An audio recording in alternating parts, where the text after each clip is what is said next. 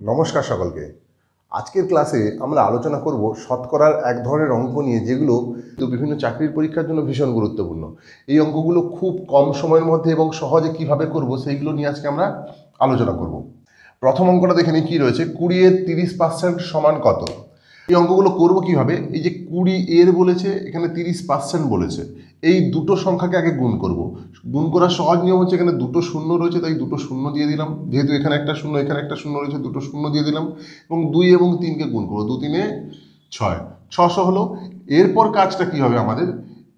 ডান দিক থেকে দু ঘর পিছিয়ে এসে একটা দশমিক দেবো, তাহলে কত হবে?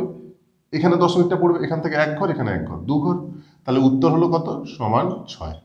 তাহলে 20 এর 30% সমান হবে 6। হয়ে গেল, বোঝা গেল। একই রকম ভাবে কি করব, 50 এর 40% চাওয়া হয়েছে। 50 এর 40% সমান কত? এখানেও ঠিক একইভাবে কি করব, 50কে 40 দিয়ে গুণ করব। যেহেতু এখানে দুটো শূন্য রয়েছে তাহলে দুটো শূন্য বসিয়ে দিই। তারপর কি করব, 5কে 4 দ্বারা গুণ করব। 5কে 4 দ্বারা গুণ করলে কত হয়? 20। ঠিক আছে, এরপর কাজ কি হবে? ঠিক একই রকম ভাবে পেছন থেকে দু ঘর পিছিয়ে আসবো। তাহলে এখান থেকে এক ঘর, দু ঘর, তাহলে এখানে বসলো। যেহেতু দশমিকের পর শূন্যের কোনো মূল্য নেই তাই শূন্যগুলো লিখছি না, হবে 20। তাহলে অ্যান্সার হবে 20। 50 এর 40% সমান 20।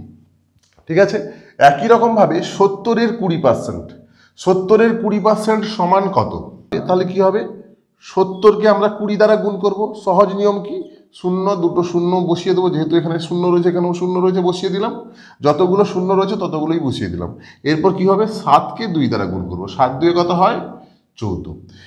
এরপর ঠিক একইভাবে ডান দিক থেকে দু ঘর পিছিয়ে আনবো। হয়ে গেল, এই শূন্যের কোনো মূল্য নেই, কেটে দিলাম, উত্তর হলো 14। খুব কম সময়ের মধ্যে সহজে হয়ে যাচ্ছে। যদি অঙ্কটা এইভাবে থাকে যে 30-এর 120% সমান কত? এখানে 100-র ওপর ধরলাম, তখন কি করব, ঠিক একইভাবে এইটা আর এটাকে গুণ করব, এই সংখ্যা এবং এই সংখ্যাকে গুণ করব। তাহলে 30কে 120 দ্বারা গুণ করব। শেষে শূন্য রয়েছে, এই দুটো শূন্য বসিয়ে দিলাম, এখানে একটা শূন্য এখানে একটা শূন্য বসিয়ে দিলাম। 3কে 12 দ্বারা গুণ করবো, 12 3 36। ঠিক একই টেকনিক অবলম্বন করে পেছন থেকে দু ঘর সরিয়ে দেবো, তাহলে উত্তর হবে 36। ঠিক আছে, যদি এইভাবে থাকে 50-এর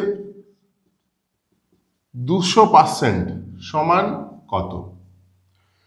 50-এর 200% সমান কত চাওয়া হয়েছে? তাহলে 50 এবং 200কে গুণ করব। তাহলে এখানে কিন্তু কতগুলো শূন্য রয়েছে? একটা, দুটো, তিনটে, তিনটে শূন্য বসিয়ে দিলাম। ওকে, এরপর 5কে 2 দ্বারা গুণ করবো। 5 2 10। ঠিক একইভাবে ডান দিক থেকে দু ঘর পিছিয়ে আসবো, এক ঘর, দু ঘর দিয়ে এখানে একটা দশমিক দিয়ে দেবো। তাহলে উত্তর হলো কত? 100।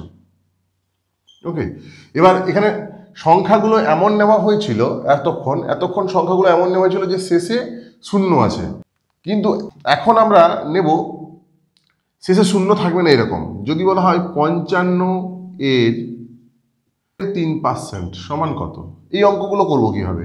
ঠিক একইভাবে গুণ করব। 55কে 3 দ্বারা গুণ করবো, কত হবে? 3 5 15, 5 হাতে 1, 3 5 15 1 16, 165। এইটাকে এটা দিয়ে গুণ করলে 165 হয়। ঠিক একইভাবে দু ঘর পিছিয়ে আসবো, তাহলে কত হবে? এক ঘর, দু ঘর। এখানে কিন্তু রাখতে হবে, মানে উত্তরটা হবে 1.65। এগুলোতে কিন্তু এই দশমিকের পর শূন্যগুলো বাদ দিয়ে দেওয়া হয়েছিল কেন? দশমিকের পর শূন্যের মূল্য নেই তাই, কিন্তু এখানে দশমিকের পর কিন্তু 6 5 রয়েছে। শূন্য ছাড়া যে কোনো অঙ্ক বা যে কোনো সংখ্যা থাকলে কিন্তু সেটা থাকবে, সেইভাবে কেটে দেবো না, দশমিকের পর সেইভাবে থাকবে। ঠিক আছে, আচ্ছা আরেকটা অঙ্ক নিই। যদি বলা হয় 320-এর 25% সমান কত? তাহলে কি হবে? 320-এর 25% বের করতে হলে একই রকম ভাবে কি করব, আমি গুণ করব। 320-কে 25 দ্বারা গুণ করব, তাহলে কি হবে? শূন্য বসালাম, এবার 32-কে 25 দ্বারা গুণ করবো। 25 দিয়ে 50-এর শূন্য, হাতে 2, 25 3 75, 2 77। ওকে, এরপর একই রকম ডান দিক থেকে দু ঘর সরিয়ে আনবো, এক ঘর, দু ঘর।